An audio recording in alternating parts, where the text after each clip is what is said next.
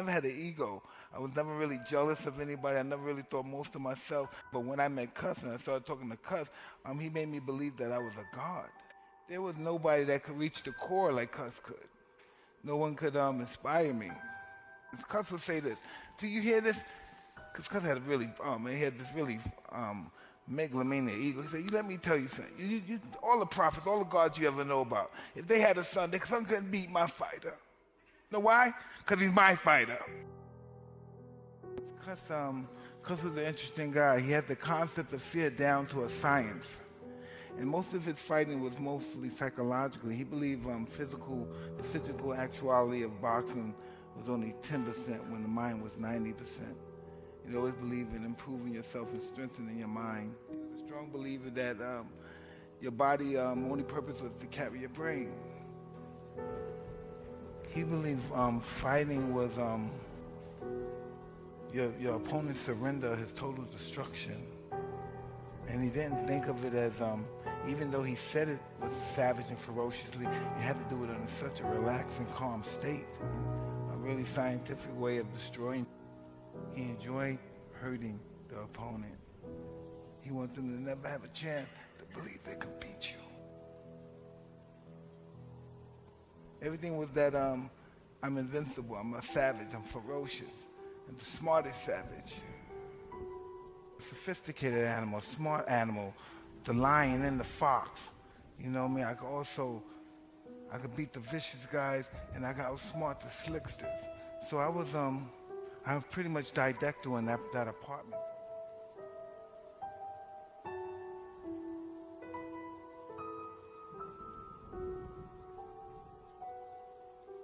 Had me read mostly books about war, Claude von Clausewitz. And this is why Cuss read all those books. Cuss was pretty much an intellect, but he was an intellectual and philosopher about war. And he thought fighting was a form of war. I wanted to make Cuss proud. That was my whole existence for fighting. I wanted to make him proud.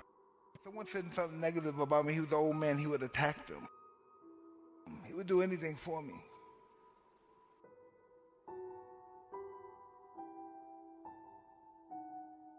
Well, the peekaboo is a really cruel style of boxing. It basically kept both your hands up, and then basically you twist at your waist and you move, and you come forward, make the guy miss, you counter punching. He really discovered it from karate. He watched karate people do it, and just move, get to one position and punch with everything you got with bad and mean, ferocious intention.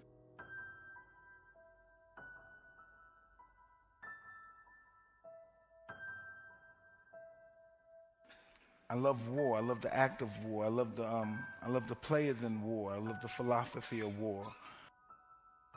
There's a quote in Machiavelli, The Prince, and when they say, after you defeat the king and you cut off his head, you be audacious and you say what you're going to do to the next ruler and the next prince that you're going to conquer, and that allows them to be intimidated.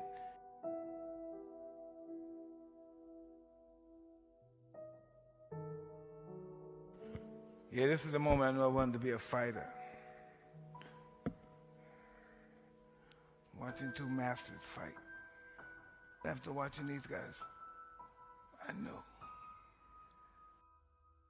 They were fighting, they fought 15 rounds and it was a war, but none of them had a mark on their face. But it was a hard fight, but nobody had a mark on their face. They're master technicians. He was a street fighter like me. He was cruel and mean. I never looked at I respected Ali and I worshiped Ali, but he was very tall and very handsome. I was very short and not so handsome. And he was very, articulate, and I spoke with a lisp. And I didn't relate to two besides we were black. Ali was a middle-class kid here. The mother and father that both worked. My mother and father was in the sex industry. So and Roberta the grandmother was pretty much, out there as well. And so I related to that. And I didn't have to change. I didn't have to change my diction. I didn't have to learn how to talk polite. I didn't have to be nice. I didn't have to have a proper linguistic skill. And so If he could be accepted and be worshipped that way, I thought I would be able to as well. After that fight, he pushed Lenny, went to some other guy, and he told him to suck his balls. You have to understand, I'm only 14 years old when these guys fought. This is 1980, so I'm 14 years old, and I just thought that was the most remarkable person in the world.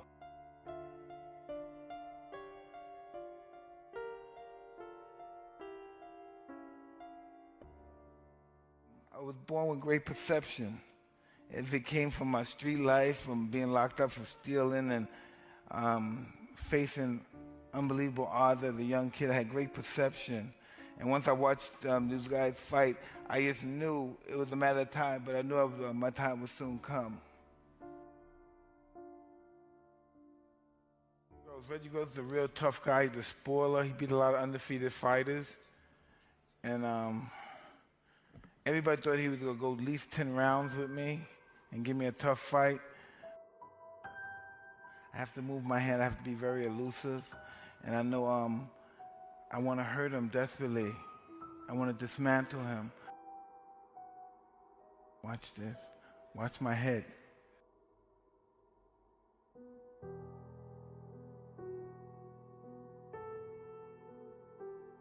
When this is over, everybody's going to know my name. And the people that fight after him, they're going to fear me. And that's pretty much how my reign consists of just fear. And on occasion, some guys like him, who's a tough guy, they would try to fight back. And that would just allow me to excel at an extremely high level.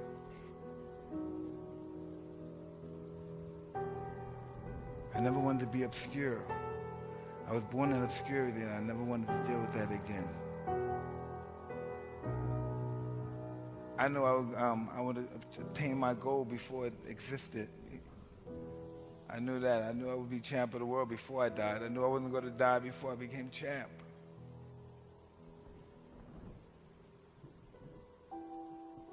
I was just disappointed that I didn't kill them back then. That was just my main objective, because I wanted to succeed so bad, and I failed. And the fear of not succeeding was worse than dying. So I just wanted to make sure they never got up. Our world was winning and beating people and looking spectacular doing it. You know, it wasn't about anything. Our whole life wasn't about making money, wasn't about being rich. And nobody on the planet could beat us. That was everything. My whole life, he said, best fight in the world, best fight in the world. There's nobody on the planet that could beat me. I could beat anybody on the planet in a fair fight, and that's what I always believed.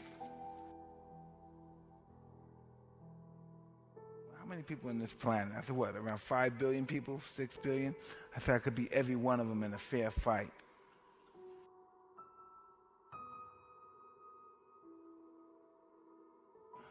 I must be a descendant of the great warriors of old, all the gods of war, because I'm winning with the most simplest of ease.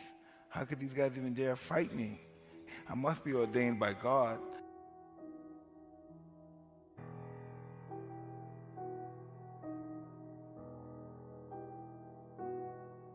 Dying is just as glorious as living when you really think about it, because you couldn't have a life if you didn't have death, and you couldn't have death without life.